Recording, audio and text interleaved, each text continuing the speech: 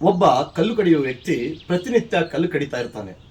ಕಲ್ಲು ಕಡಿತಾ ಕಡಿತಾ ಅನ್ಕೋತಾನೆ, ನನ್ಗಿಂತಲೂ ದೊಡ್ಡ ಶಕ್ತಿಶಾಲಿ, ನನ್ಗಿಂತಲೂ ದೊಡ್ಡ ಶ್ರೀಮಂತ ರಾಜ, ನಾನು ರಾಜ ಆಗಬೇಕು ಅನ್ಕೋತಾನೆ.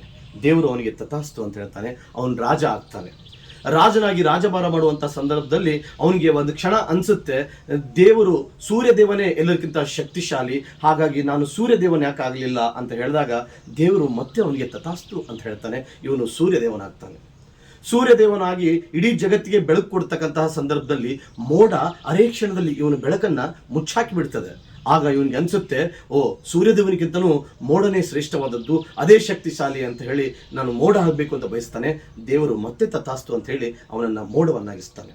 ಅವನು ಮೋಡವಾಗಿದ್ದಂಥ ಕ್ಷಣದಲ್ಲಿ ಅವನಿಂದ ಬಿದ್ದಂಥ ಮಳೆ ಹನಿಯ ನೀರು ಏನು ಭೂಮಿಗೆ ಬಂದು ಬೀಳುತ್ತಲ್ಲ, ಭೂಮಿಗೆ ಬಂದು ಬಿದ್ದಂಥ ಸ್ಥಳದಲ್ಲಿ ಮತ್ತೆ ಕಲ್ಲಿನ ಮೇಲೆ ಆ ಮಳೆ ಹನಿ ನೀರು ಬಿದ್ದಾಗ ಆ ಕಲ್ಲು ಅಚಲವಾಗಿ ನಿಂತಿರುತ್ತೆ, ಯಾವುದೇ ಕ್ಷಣಕ್ಕೂ ಮಿಸ್ಕಾಡುವುದಿಲ್ಲ.